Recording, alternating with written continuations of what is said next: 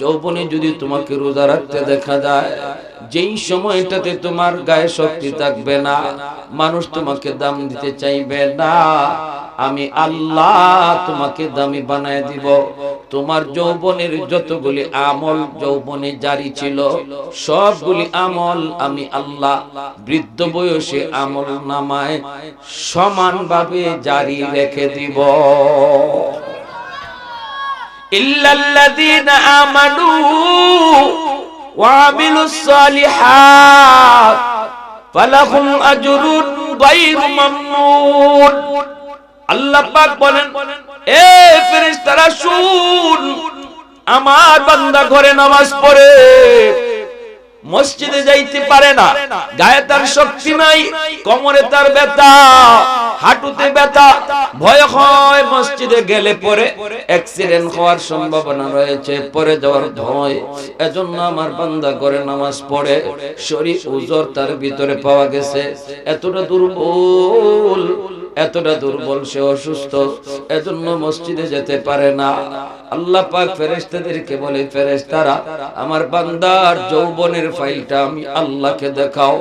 আল্লাহকে যখন যৌবনের ফাইলটা দেখানো হবে, রব্বুল আলামিন ফাইল উল্টায় আল্লাহ বলবে, ওই যে দেখো যৌবনে আমার বান্দার মসজিদে যাওয়ার আমল আছে, প্রতি ওয়াক্ত মসজিদে যায় নামাজ পড়তো, এখন আমি তার শক্তি কেড়ে নিয়েছি, আমি তার বৃদ্ধ বানাইছি, নিজের ইচ্ছায় বৃদ্ধ হয় নাই, আমি তার গায়ের শক্তি কেড়ে নিয়েছি। যদি আজও তার গায়ের শক্তি থাকতো, আজও সে মসজিদে যায় নামাজ পড়তো রে। অতএব আমার বান্দা যৌবনে যেইভাবে মসজিদে গিয়া নামাজ পড়ছে, আজ বৃদ্ধ বয়সে ঘরে পড়লো, তার আমল নামায় জামাতের সওয়াব লিখে দাও। আমার বান্দা তাহাজ্জুদ পড়তো, গায়ে যতদিন শক্তি ছিল, এখন পড়তে পারে না, আফসোস করে, কিন্তু যৌবনে তাহাজ্জুদের সওয়াব লিখে দাও। আল্লাহু আকবার বলে বলেন। আব্দুল্লাহ ইবনে মুবারক রাহমাতুল্লাহি আলাইহি বহুত বড় আল্লাহর ওলি, বহুত বড় মুহাদ্দিস, বহুত বড় মুজাহিদ, 6 মাস হাদিস পড়াইতেন, আর 6 মাস তিনি জিহাদে মগ্ন থাকতেন। আব্দুল্লাহ ইবনে মুবারক রাহমাতুল্লাহি আলাইহি অনেক মুরিদান ছিল, অনেক ভক্তবৃন্দ ছিল। আল্লাহর ওলি যখন ইন্তেকাল করেন, স্বপ্ন যুগে ওনার একজন মুরিদ স্বপ্ন যুগে ওনারে দেখে বলতেছে, ও আল্লাহর ওলি, কবরে আপনার সাথে কেমন আচরণ হয়েছে? আব্দুল্লাহ ইবনে মুবারক রাহমাতুল্লাহি আলাইহি বলেন, আল্লাহ আমার চেয়ে আমার পাশের বাড়ির একজন কামার লোহার কাজ করত, ওই কামারের মর্যাদা আল্লাহ আমার চেয়েও বাড়ায়া দিয়েছে, তার মর্যাদা মাকাম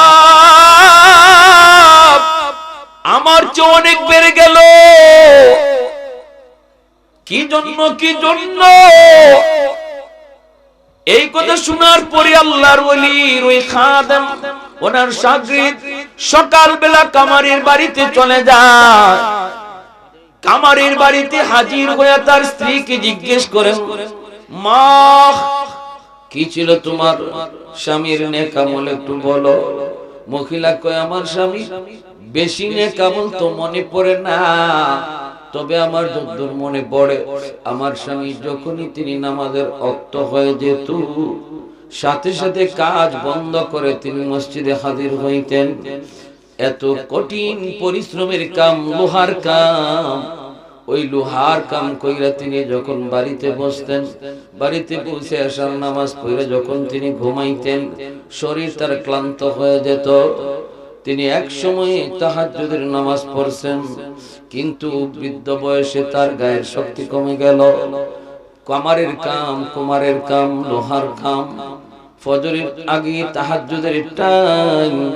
আব্দুল্লাহ ইবনে মুবারকের ঘরটা আমাদের ঘরের সামনে সামনে, জানালা দিয়ে তাকাইলে আব্দুল্লাহ ইবনে মুবারকের ঘর দেখা যায়। আমার স্বামী তাহাজ্জুদের সময় ঘুম ভাঙতো ঠিক, যৌবনের অভ্যাস অনুযায়ী তার ঘুম ঠিকই ভাঙতো, কিন্তু গায়ে শক্তি থাকতো না, গায়ে তার ব্যথা।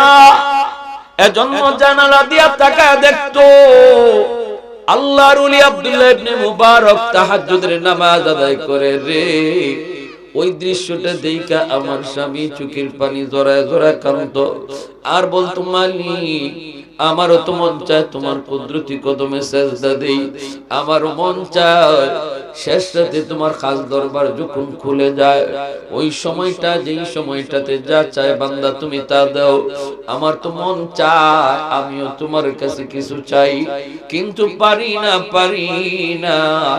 আল্লাহ, সারাদিন কামারের কাম করি, লোহার কাম করি, আমি ক্লান্ত, আমি বড় পরিশ্রান্ত, এজন্য উঠতে পারি না গো মালিক, কিন্তু আমারও মন চায় তাহাজ্জুদ পড়ার। আল্লাহ পাক রব্বুল আলামিন তার ওই মনের এই ইচ্ছা আর চাহাত আর আগ্রহ আর আকুতি আর মিনতিকে আল্লাহ এত পছন্দ করছে, আব্দুল্লাহ ইবনে মুবারক তাহাজ্জুদ পইরা যেই পরিমাণ সওয়াব পাইছে, আল্লাহ তারে ঘুমায় থাকলো ওই পরিমাণ সওয়াব তারে দান করছে। আরেকটু জোরে মুহাব্বতের সাথে সুবহানাল্লাহ। এজন্যই আল্লাহ পাক রব্বুল আলামিন ওই মানুষটারে ইবাদতের পেনশন দেয়া দেয়। দুনিয়ার সরকার তার বেতনের পেনশন দেয়। সরকারি চাকরি যখন নির্ধারিত মেয়াদ পর্যন্ত, নির্ধারিত বয়স পর্যন্ত, আল্লাহর কোন বান্দা সরকারি চাকরি যখন করে, সরকার তার এক পর্যায়ে আর তারে ডিউটি করতে দেয় না।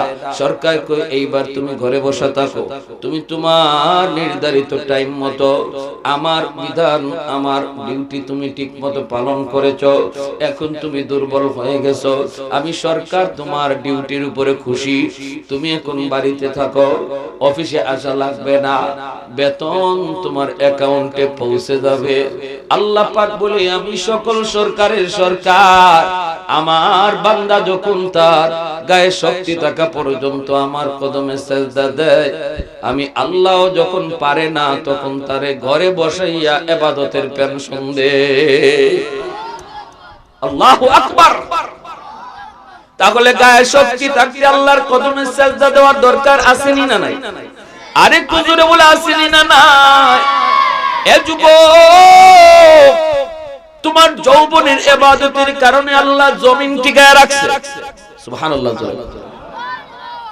প্রতিদিন জমিন আল্লাহর কাছে আবদার করে, মালিক আলা কুল্লি ইয়াউমিন ওয়াল আরদু ইস্তাজিলু রাব্বাহু ওয়াল মালাইকাতু ইস্তাজিলু রাব্বাহু ওয়াল বাহরু ইস্তাজিলু রাব্বাহু আবদালিউ ইবনা আদম ফি কারি। আল্লাহ পাক রব্বুল আলামিন হাদিসে কুদসি আল্লাহ বলেন, প্রতিদিন জমিন আমি আল্লাহর কাছে আবদার করে, মালিক অনুমতি দাও আমি জালেম গুলিরে আমার পেটে গিলে ফেলি। যেমন কয়েকদিন আগে তুরস্কে কত বড় ভূমিকম্প হয়ে গেল, লক্ষ মানুষকে জমিন গিলে ফেলেছে, 5 তলা 6 তলা 10 তলা বিল্ডিং জমিন গিলে ফেলেছে। আল্লাহ বলেন, এই রকম গিলে ফেলার জন্য প্রতিদিন জমিন আল্লাহর কাছে আবদার করে। কেন করে জানেন? জমিনে কো মালিক আমি জমিন আর কতকাল ধৈর্য ধরব? আসবিরু ইলা মাতা আসবিরু, আসবিরু ইলা মাতা আসবিরু, আমি জমিন আর কতকাল ধৈর্য ধরব? ওই জালেমগুলি তোমার দেওয়া হাত দিয়ে তোমার নাফরমানি করে, তোমার দেওয়া চোখ দিয়ে তোমার নাফরমানি করে, তোমার দেওয়া জবান দিয়ে তোমার নাফরমানি করে, তোমার দেওয়া পা দিয়ে তোমার নাফরমানি করে। আমি জমিন আর কত ধৈর্য ধরব? আল্লাহ অনুমতি দাও, আবতালিউ ইবনা আদম ফি কারি, আমি সবগুলি জালিমকে গুনাহগারকে খেয়ে ফেলি। এমনি ভাবে আল্লাহ পাক কয়, সাগর মহাসাগর গুলি প্রতিদিন আল্লাহর কাছে এই আবদার করে, ও মালিক আমি সাগর আর কতকাল গুনাহ দেখব? আমার পারে আইসা, সমুদ্র সৈকতে আইসা যেই পরিমাণ গুনাহ করে, যেই পরিমাণ অন্যায় করে, আমি সাগর আর সইতে পারি না, একটু অনুমতি দাও। ওরা তো মাটিরে নাপাক করে ফেলেছে, জমিনটারে নাপাক করে ফেলেছে, একটু অনুমতি দাও, অনুমতি দাও, আমি সাগর পাক বানায় দেই পানি দিয়া। আল্লাহ পাক রব্বুল আলামিন এইভাবে ফেরেশতারা পর্যন্ত প্রতিনিয়ত আবদার করে। জমিন প্রতিদিন আল্লাহর কাছে আবদার করে আর কয়, মালিক আর ধৈর্য ধরতে পারি না। আল্লাহ পাক রব্বুল আলামিন তখন বলে, এর জমিন থাম থাম, আমার আর আমার বান্দার ভিতরে তোমরা নাক গলাতে আসবা না। আমি আল্লাহ দেখতেছি জমিনে কেমন অন্যায় হয়, কেমন অত্যাচার হয়, কেমন গুনাহ হয়। এরপর আমি আল্লাহ কেন ধরি না জানোনি? কারণ ওই মানুষকে আমি আল্লাহ বড় আদর করে বানাইছি। আসমান আল্লাহ বানাইলেন কুন ফায়াকুন বইলা, জমিন আল্লাহ বানাইছেন কুন ফায়াকুন বইলা, কিন্তু আমাকে আপনাকে আল্লাহ পাক কুন ফায়াকুন বইলা বানায় নাই।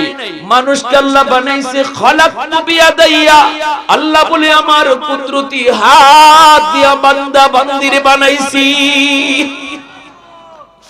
কারণ এই চেহারার মধ্যে তো দামি কপাল, এই কপাল দিয়া বান্দা আমার কুদরতি কদমে সেজদা দেয়, এই কপাল দিয়া বান্দা আমার কুদরতি কদমে সেজদা দেয়। এই কপাল কুন ফায়াকুন বললে হয় না, এই কপাল ফেরেশতাদের হাতে বানাইলো হয় না। এই কপাল আমি আল্লাহ নিজের হাতে বানাইছি, আমি নিজের হাতে বানাইছি। এই জমিন থাম থাম, জানোস নি জমিনের মধ্যে এখনো 4টা শ্রেণী আছে। এই 4 শ্রেণীর কারণে আমি আল্লাহ জমিন টিকায় রাখছি। লাউলা মাশাইখু রুকা ওয়াশ শাবাবু খুশা ওয়াল আতফালু রুদ্দা ওয়াল আনআমু রুত্তা লাজআলতুস সামাআ হাদিদা ওয়াল আরদা খাফসাফা ওয়াত তুরাবা রামাদা ওয়ামা আনজালতু মিনাস সামাই কাতরা ওয়ামা আনবাতু মিনাল আরদি নাবাতা বাল আনজালতু আলাইকুমুল আযাবা সাব্বা। আল্লাহ পাক রব্বুল আলামিন বলেন, এই জমিনের মধ্যে এখনো কিছু বৃদ্ধ বান্দা বান্দি রয়েছে, চুল দাড়ি তাদের সাদা হয়ে গেছে, কোমরে তার ব্যথা, হাঁটুর জয়েন্টে জয়েন্টে ব্যথা, সেজদা দিতে গেলে তার কষ্ট হয়। এরপরও সাদা চুল সাদা দাড়ি আমার কিছু বান্দা বান্দি, ওরা বৃদ্ধ বয়সে কষ্ট করে আমি আল্লাহকে সেজদা দেয়। এদের সেজদার দিকে তাকাইলে জমিনের প্রতি আমি আল্লাহর মায়া লেগে যায়। ওয়াশশাবাবু খুশা, আল্লাহ পাক বলেন এখনো জমিনের ভিতরে এমন যুবক, এমনও কিছু যুবক রয়েছে যেই যুবক যৌবনের পাগলামি করে না, যৌবনে গুনার কাজে যায় না, যৌবনে গান বাজনার আয়োজন করে না, যৌবনে সে বাপ মার সাথে বেয়াদবি করে না, যৌবনে মুরব্বিদের সাথে বেয়াদবি করে না, যৌবনে হারাম কাজে যায় না, যৌবন কালে মদ গাঞ্জায় আবার দিকে যায় না, যৌবনে তার মসজিদে পাওয়া যায়, যৌবনে তার মাথায় টুপি পাওয়া যায়, যৌবনে তার মুখে দাড়ি দেখা যায়, যৌবনে বাপ মার সেবা করতে পাওয়া যায়, যৌবনে মুরব্বিদেরকে শ্রদ্ধা করতে দেখা যায়, উলামায়ে কেরামকে তাজিম করতে দেখা যায়। অবৈধ প্রেম ভালোবাসা অন্তরে রাখে না, বরং আমি আল্লাহর প্রেম অন্তরে জমায় নেয়। ওই যুবকগুলির কলিজার দিকে তাকাইলে এই গুনাহগার জমিনের প্রতি আমি আল্লাহর মায়া লেগে যায়। আল্লাহ বলে, রে জমিন, 3 নাম্বার হলো জমিনের ভিতরে এমনও কিছু পশু পাখি আছে, যদি জমিনে গজব নাজিল হয় মানুষের সাথে ওই পশু পাখিগুলি ওরাও গজবে শামিল হয়ে যায়। অথচ পশু পাখির কোনো অন্যায় নাই, কোনো অপরাধ নাই, এদের কোনো দোষ নাই, কারণ পশু পাখির উপরে আমি আল্লাহর কোনো বিধান নাই, বিধান জারি হয়েছে মানুষের উপর। এই মানুষের গুনার কারণে যখন আসমানি জমিনি গজব জমিনে নেমে আসে, পশু পাখিগুলি তারাও গজবের শামিল হয়ে যায়, গজবের ভিতরে পড়ে যায়। ওদের দিকে তাকাইলেও এই জমিনের প্রতি আমি আল্লাহর বড় মায়া লেগে যায়। মালিক বলে 4 নাম্বার হলো প্রতিটা ঘরে ঘরে কিছু শিশু বাচ্চা আছে, ওয়াল আতফালু রুদ্দা, শিশু বাচ্চাগুলি আছে, ওই শিশু বাচ্চাগুলি ওরা অবুঝ, ওরা নিষ্পাপ, ওদের কোনো গুনাহ নাই, ওরা মাসুম। গুনাহ করছে তার বাপি, গুনাহ করছে তার মা, গুনাহ করছে তার বড় ভাই। ওই বাপ মার গুনার কারণে জমিনে যখন গজব আসতে চায়, আল্লাহ পাক বলে তখন ওই গজবের ভিতরে এই ছোট্ট ছোট্ট মাসুম বাচ্চাগুলি এরাও গজবের মধ্যে পড়ে যায়। অথচ এই বাচ্চাটার কোনো দোষ নাই, এই বাচ্চাটার কোনো অপরাধ নাই। ওই বাচ্চাটার চোখের পানির দিকে তাকাইলে এই জমিনের প্রতি আমি আল্লাহর মায়া লেগে যায়। এজন্যই ছোট ছোট বাচ্চাকে আদর করবেন, মারবেন না, ধমক দিবেন না, আঘাত করবেন না। যাদের উসিলায় আল্লাহ তোমারে আমারে বাঁচায় রাখছে, আল্লাহু আকবার জোরে খাও। আযাব গজব থেকে আল্লাহ পাক ছোট ছোট অবুঝ নিষ্পাপ বাচ্চাগুলির খাতিরে আল্লাহ জমিনে গজব থেকে জমিনে বাঁচায়। এজন্য ঘরের বাচ্চাগুলির মায়া করবেন, দুষ্টামি করলেও মারবেন না, একটু শাসন করবেন, একটু ধমক দিবেন, কিন্তু দিল দিয়া ভালোবাসবেন, অন্তর দিয়া বাচ্চাগুলির আদর করবেন, বুক ভরা ভালোবাসা বাচ্চাগুলির দিবেন। আল্লাহ খুশি হবে, কারণ ওরা নিষ্পাপ, ওরা নিষ্পাপ, ওদের কোনো গুনাহ নাই। ভাইরা বন্ধুরা জন্য বলতেছিলাম, আল্লাহ পাক রব্বুল আলামিন ওই জমিন এবং ওই সাগর মহাসাগর এদেরকে আল্লাহ প্রতিদিন ধমক দেয়, চুপ কথা বলবি না। এটা আমি বুঝবো আর আমার বান্দা বান্দি বুঝে। এই জমিনে এমন আমার কিছু বান্দা বান্দি আছে, উলামায়ে কেরামের কথা শুনি না কখন জানি দিল গলে যায়, গুনার বুঝা নিয়ে মাহফিলে হাজির হয়, আর কোন কথাটা কখন জানি দিলে বসে, চোখের পানি জড়ায় তওবা করে, আমি আল্লাহ তার পিছনের জীবনের সব গুনাহ মাফ করে দেয়। শুধুমাত্র গুনাহ মাফ করে আল্লাহ তা না, ফাউলাইকা ইউবাদদিলুল্লাহু সাইয়্যাতিহিম হাসানাত। আল্লাহ পাক বলে আমি তার পিছনের গুনাহগুলিকেও নেকি দ্বারা বদলায় দেই, নেকি। এজন্য রে ভাই, এখানে আমরা যারা বসলাম, এখন যদি খাঁটি দিলে নিয়ত করি মালিক আর গুনাহ করব না। এ যুবক, অনেকগুলি যুবক চোখে পড়তেছি, যৌবন কালটারে অনেক মূল্যায়ন করো, কারণ এই যৌবনই আল্লাহকে খুশি করার টাইম। যৌবন কালটাই হলো আল্লাহরে খুশি করার বয়স। এই যৌবনে যুবক যখন আল্লাহর বিধান মানে আল্লাহরে ডরায়, আল্লাহরে ভয় পায়, তখন আল্লাহ পাক রব্বুল আলামিন যুবকের নাম ওলির খাতায় তুলে, কেন তুমি তওবা করবা না?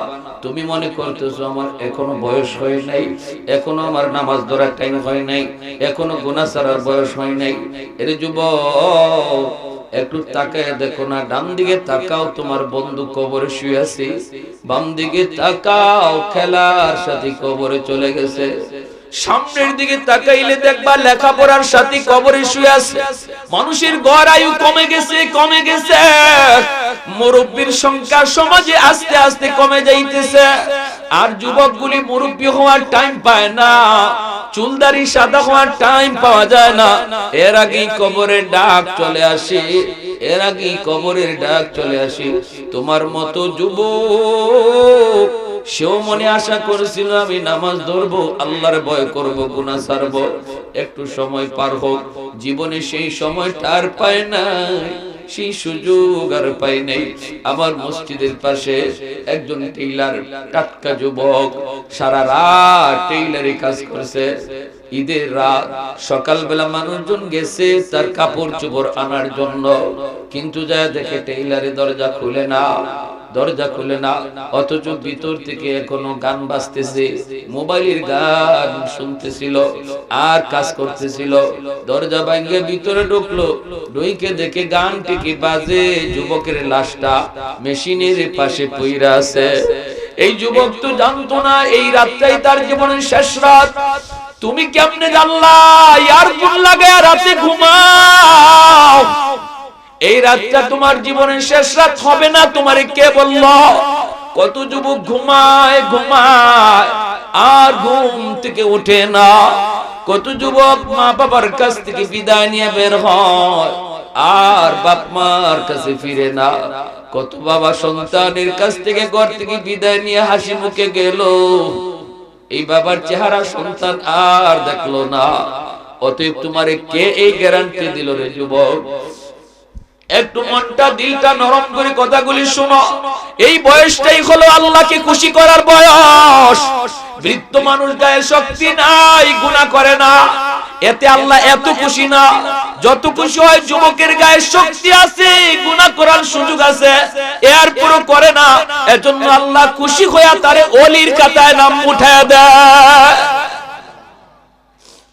লা ওয়ারআকাল কাফি, আমার মায়ার নবী রহমতের নবী বলেন, লা ওয়ারআকাল কাফি, সুযোগ ছিল যার গুনাহ করার, এরপরও যে গুনাহ করে না, শক্তি ছিল গুনাহ করার, এরপরও গুনাহ করে না, সেই হলো আল্লাহর ওলি।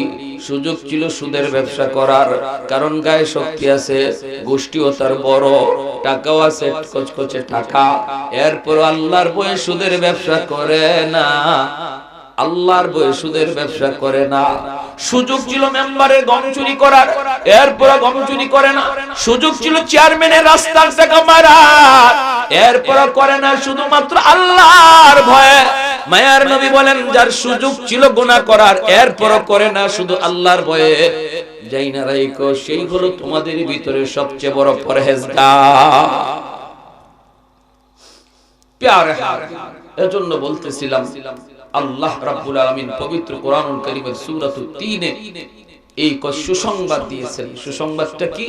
সুসংবাদ হলো যে মানুষ গায়ে শক্তি থাকা অবস্থায় সে আল্লাহর বিধান মানবে, ঠিকমতো দায়িমে একটা আমল করবে। মসজিদে যাওয়ার অভ্যাসটা এক ওয়াক্ত গেলাম আর এক ওয়াক্ত গেলাম না এমন না, প্রতিদিন 5 ওয়াক্ত সে হাজির হয়, প্রতিদিন তেলাওয়াত, কোরআন তেলাওয়াত করে, কোনোদিন মিস হইলো কষ্ট পায়। প্রতিদিন দায়িমি যে আমলগুলা গায়ে শক্তি থাকা অবস্থায় করবে, পবিত্র কোরআনের সূরাতুত তিনে আল্লাহ এই কথা বলেছেন, কসম খায়া তোমার বৃদ্ধ বয়সে যখন এই আমলটা করবার শক্তি থাকবে না, আমি আল্লাহ তোমারে এই আমলের পেনশন দিয়ে দিব। অর্থাৎ আমল জারি থাকবে, জারি, আমল বন্ধ হবে না, আমল বন্ধ হবে না। এজন্যই জুন্নুন মিসরি রাহমাতুল্লাহি আলাইহি বহুত বড় আল্লাহর এক ওলি, তিনি নদীর কিনারা দিয়ে হাঁটতেছেন আর দেখেন একটা বিচ্ছু নদীর পারে দাঁড়ায় রয়েছে। বিচ্ছুটা নদী পার হতে চায়। জুন্নুন মিসরি রাহমাতুল্লাহি আলাইহি ইনি অপেক্ষা করতেছেন, দেখতেছেন দেখি বিচ্ছুটা কি করে, কেমনে নদী পার হয়।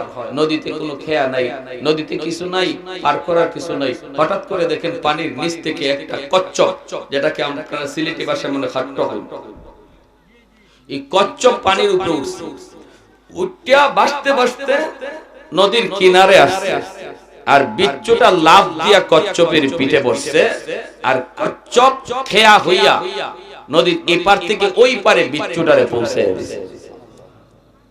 আল্লাহ পারেনি না? পারে না? এই ক্ষমতা আল্লাহর আছেনি না? নেই?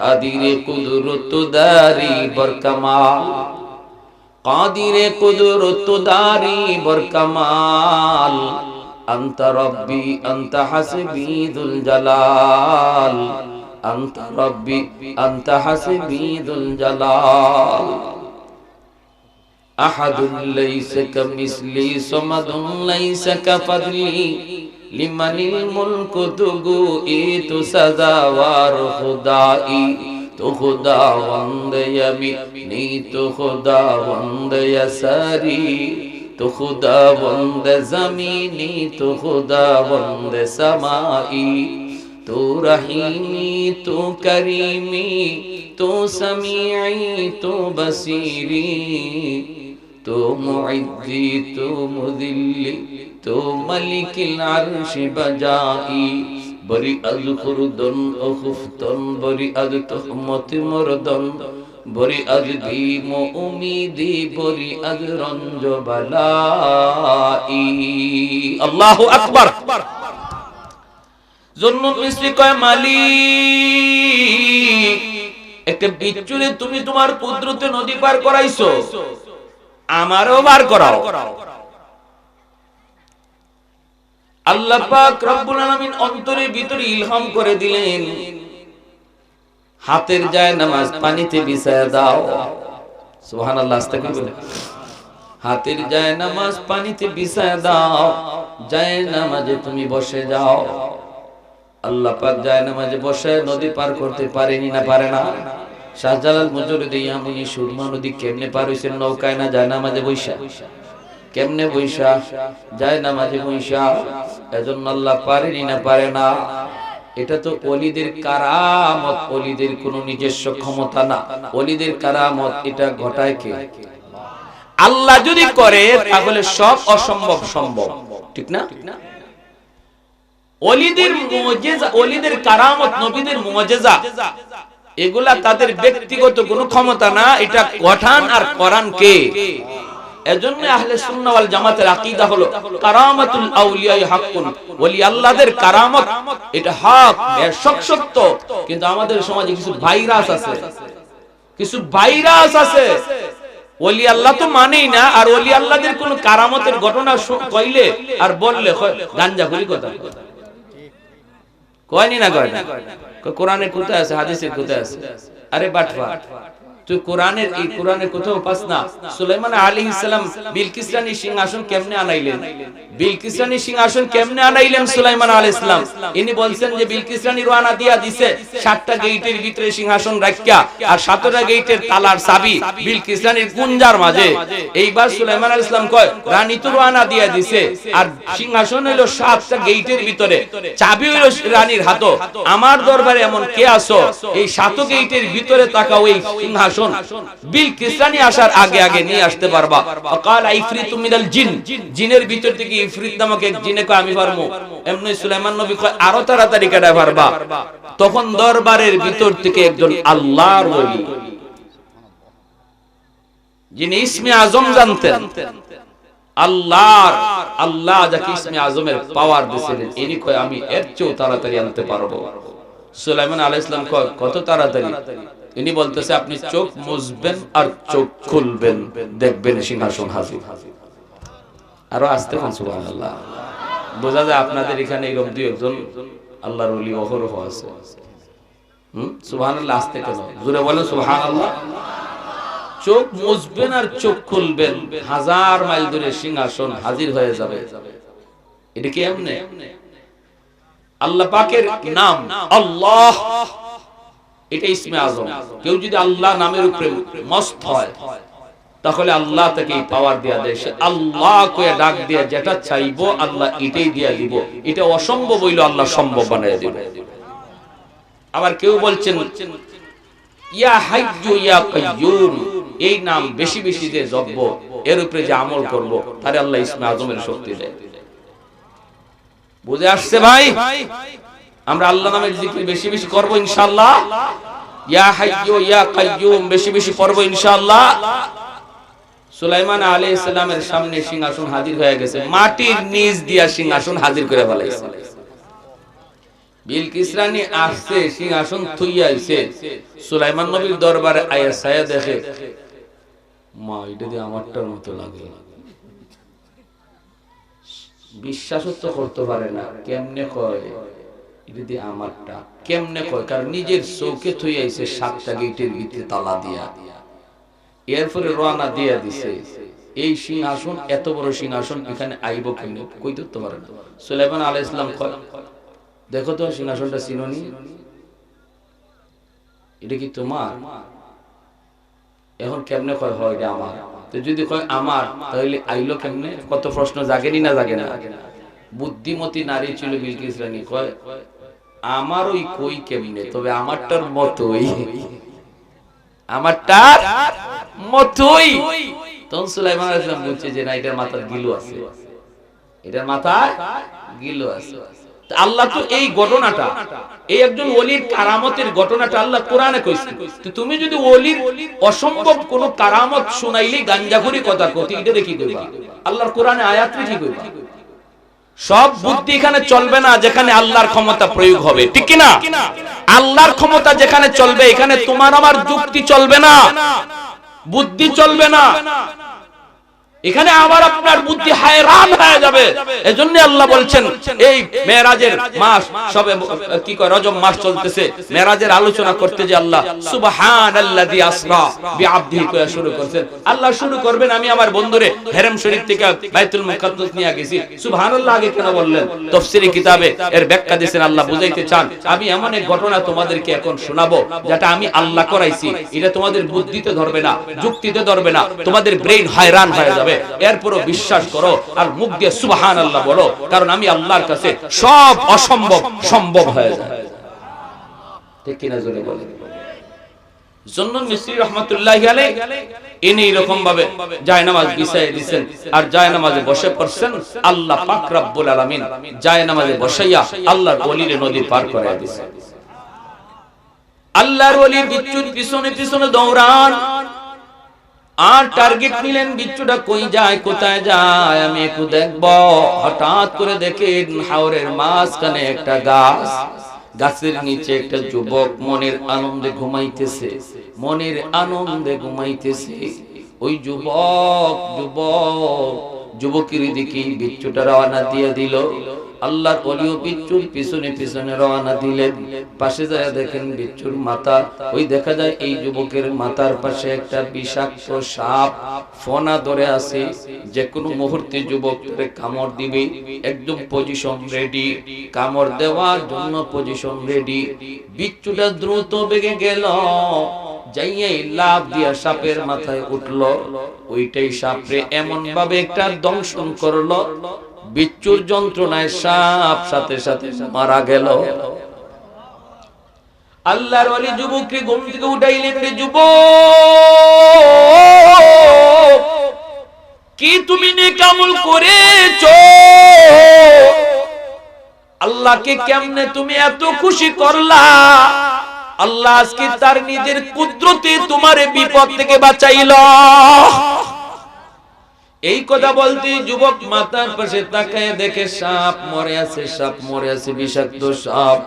আল্লাহর ওলি সব ঘটনা যখন তার শোনায় বললেন, যুবক চোখের পানি জড়ায়া আল্লাহর কুদরতি কদমে সিজদা দিয়ে শুকরিয়া আদায় করে আর বলতেছে, আল্লাহর ওলি আমার বেশি নেক আমল মনে পড়ে না, তবে আমার যদ্দূর মনে পড়ে আমি যেখানেই থাকি না কেন আমি হলাম একজন রাখাল। মানুষের উট রাখালি করি, মানুষের দুম্বা রাখালি করি। যখনই কোনো নামাজের ওয়াক্ত হয়ে যায়, জঙ্গলে থাকলেও আমি নামাজ আগে আদায় করে নেই, হাওরে থাকলেও আমার নামাজ থেকে আমি গাফিল থাকি না। দুনিয়ার কোনো কাজ আমাকে নামাজ থেকে গাফিল করতে পারে না। অথচ আজকে আমার দোকানদারি মসজিদের নামাজ থেকে আমারে গাফিল করে দেয়। যুবক তোমার দোকানদারির কারণে তুমি মসজিদে যাইতে পারো না। তুমি যদি মসজিদে যাইতা আর দোকানের শাটার বন্ধ করতা, সকাল থেকে নিয়ে সন্ধ্যা পর্যন্ত যে টাইম তুমি দোকানদারিতে দিছো, এই দোকানদারির পুরো টাইমটা আল্লাহ পাক নফল বندگির ভিতরে ঢুকায় দিত। এই টাইমের ভিতরে তুমি জিকির করলে যেই সওয়াব, কোরআন তেলাওয়াত করলে যেই সওয়াব হইতো, ওই সওয়াব আল্লাহ তোমাকে দান করত। কিন্তু নামাজ না পড়ার কারণে পুরো টাইমটাই তোমার গুনার কাজে ব্যয় হয়ে গেল। এর যুবক, ওই যুবককে আমি যেখানেই থাকি সেখানেই নামাজ আদায় করে নেই। এরপরে আরেকটা কথা কয়, আমি যখন ঘুমাইতে যাব তখন আল্লাহর কাছে দোয়া করলাম, মালিক আমি তো একটু ঘুমাবো, কোন ভরসায় ঘুমাবো? যদি কোনো জীব জানোয়ার আমাকে হামলা করে, বাঁচানোর কেউ নেই গো আল্লাহ, তুমি ছাড়া। আমি তোমার উপর ভরসা করে ঘুমাইলাম। ওয়া মান ইয়াতাওয়াক্কাল আলাল্লাহ ফাহুয়া হাসবু। আল্লাহ বলে, কেউ যদি আমি আল্লাহর উপর 100 ভরসা করে, আমি আল্লাহ তার নিরাপত্তাও 100 দান করি। এই যে আল্লাহর উপর ভরসা করে ঘুমাইছে, এজন্য আল্লাহ বিষাক্ত সাপের কামড় থেকে বিচ্ছু দিয়া তারে বাঁচাইছে। সুবহানাল্লাহ। তাহলে এই যুবক যৌবনেই আল্লাহর ওলি হয়ে গেছে, আল্লাহরে খুশি করে ফেলাইছে, ঠিক না? এজন্য তুমি যদি আল্লাহকে খুশি করতে পারো, আল্লাহ রাব্বুল আলামিনকে, বান্দা তুমি যদি আমারে খুশি করো, তাহলে তোমার জীবনের যত ভয়, তোমার জীবনের যত মুসিবত, তোমার জীবনের যত পেরেশানি, সবকিছুর জিম্মাদার আমি আল্লাহ। আল্লাহ আল্লাহ ইন্না আউলিয়া আল্লাহি লা খাউফুন আলাইহিম ওয়া লা হুম ইয়াহজানুন। তুমি যদি আমার ওলি হও, তুমি যদি আমারে খুশি করো, ওলি হওয়া মানে কি আল্লাহরে খুশি করা। তুমি যদি আমারে খুশি করতে পারো তাহলে তোমার জীবনে কোনো ভয় নেই, তোমার জীবনে কোনো পেরেশানি নেই, তোমার জীবনে কোনো টেনশন নাই। আসবে ভয়ের বস্তু, কিন্তু দেখবো আমি আল্লাহ। পেরেশানি আসবে, বাঁচাইবো আমি আল্লাহ। তাহলে নিজেরে আল্লাহর ওলি বানানোর দরকার আছে না নাই? কিভাবে আল্লাহরে খুশি কইরা? আল্লাহরে খুশি করতে হয় কিভাবে? আল্লাহরে খুশি করা সবচেয়ে সহজ, এর চেয়ে সহজ আর কিছু নাই। এই মুহূর্তে যদি আমরা তওবার নিয়ত করি, এই মুহূর্তে সাথে সাথে আল্লাহ আমার উপরে খুশি। তওবার নিয়ত, তওবার নিয়তটা যদি এখন করি, আল্লাহ যা করছি ভুল করছি আর করব না, তখন আসার আগে আমার নাম ছিল গুনাহগারের খাতায়, আর এই তওবা করার সাথে সাথে আল্লাহ নাম উঠিয়ে দিবে ওলির খাতায়। তাহলে এই নিয়তটা যে আল্লাহ জীবনে যত রোজা ছাড়ছি ভুল করছি আর ছাড়বো না, সামনে রমজান, আল্লাহ রজব মাস পবিত্র মাস চলতেছে, আল্লাহ নামাজ ছাড়ছি ভুল করছি আর ছাড়বো না, আল্লাহ কখন কোন সময় আজরাইলের সাথে সাক্ষাৎ হয় মালিক জানি না, আল্লাহ তওবা করলাম আর জীবনে আমি তোমার নারাজ করবো না। এই দিল থেকে এই নিয়তটা করার নিয়ত কার কার আছে একটু হাত উঠে আল্লাহকে দেখান।